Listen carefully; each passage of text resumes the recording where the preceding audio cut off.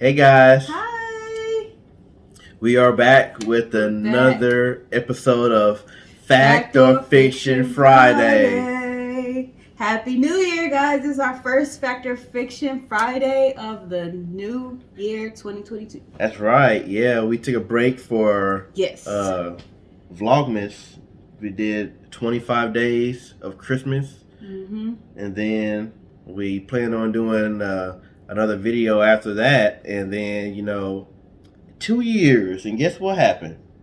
That Rona finally got us. Finally took the BS station out. Finally took us out. The whole household under quarantine. You know.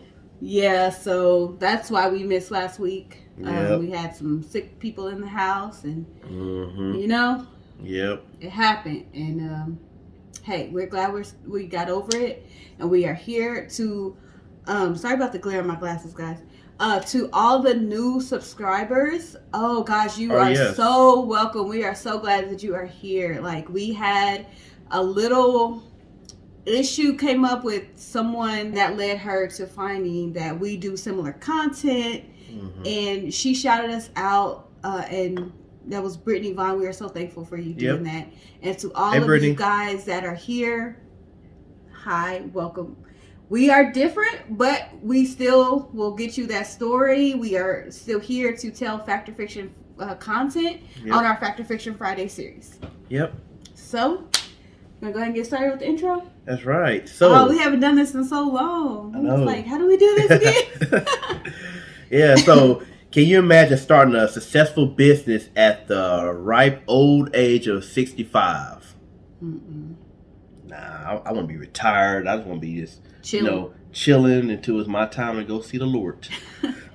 So if you can't, sit back and listen to this story. Yep.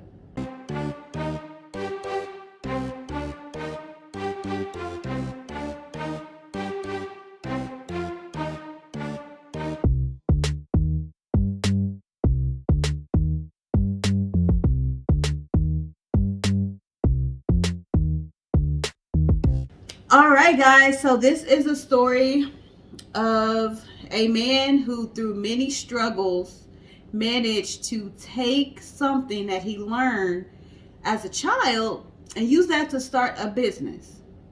You see, when he was a kid, his father died and he was just 6 years old. And so he had to learn how to cook for his siblings while his mom worked. He also had to take little odd jobs to help make ends meet.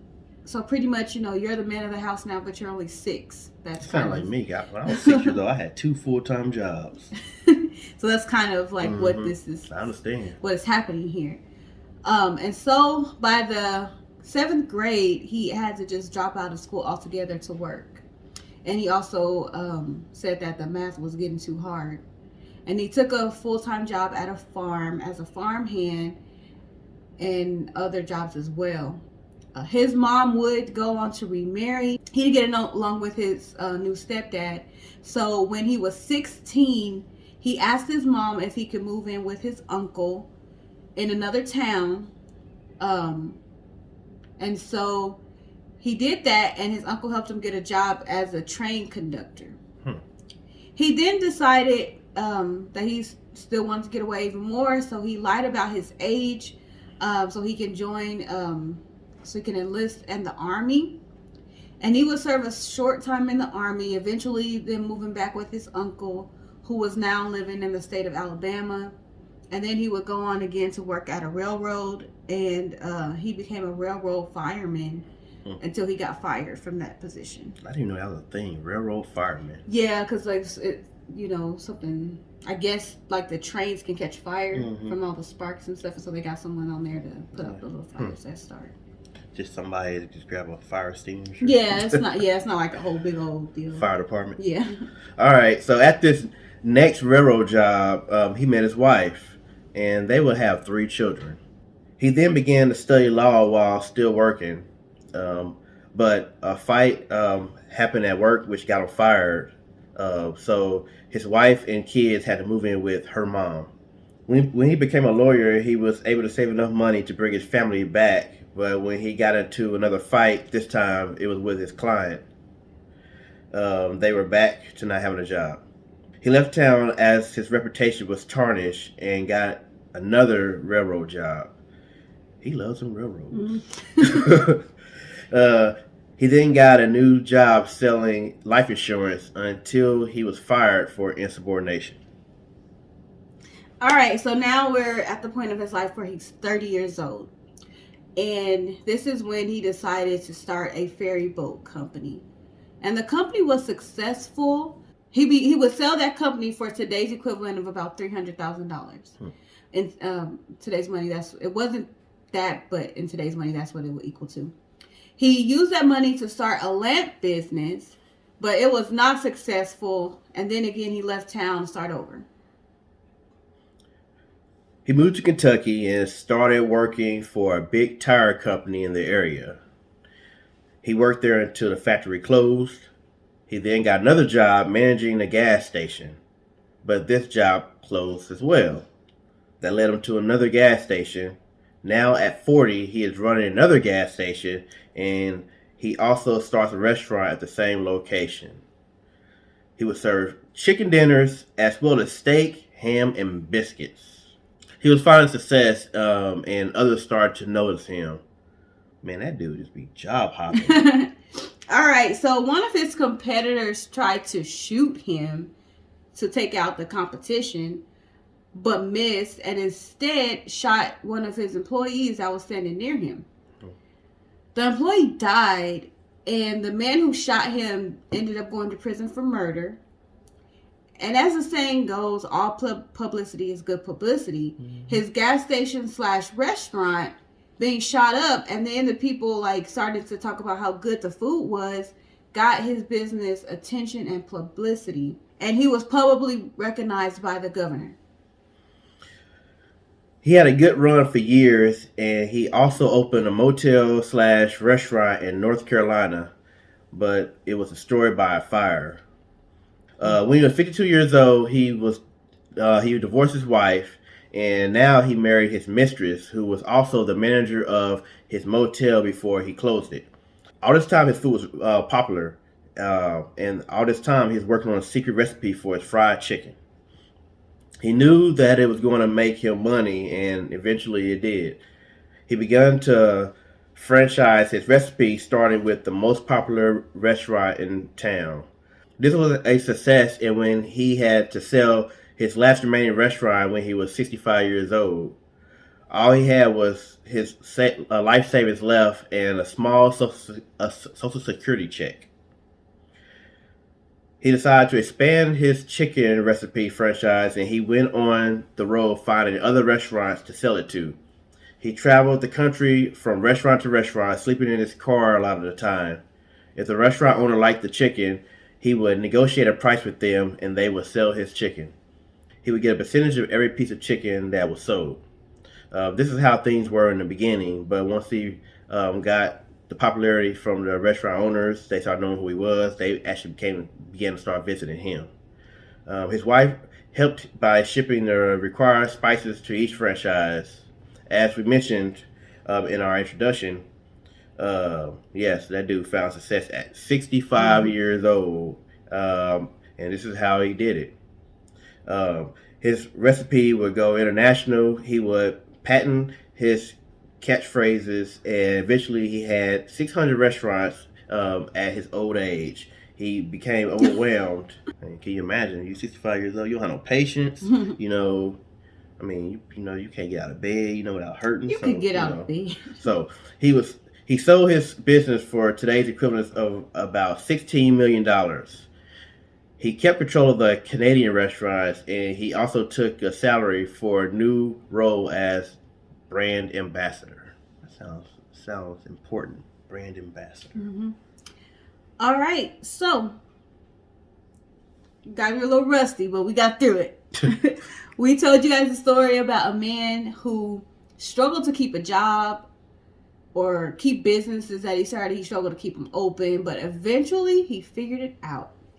He made success off of something he did as a child, which was cooking, and that was the secret to success. So do you think this story is true or false? Yep. Fact or fiction. So go ahead and comment below. And BS Detectors, Yep. want to see some magnifying glasses in the comments. And to those of you who are new here, BS Detectors are you guys, the ones that try to detect if, we're telling facts or BS. Yep, that's right. Put them in the comments if you detected some clues.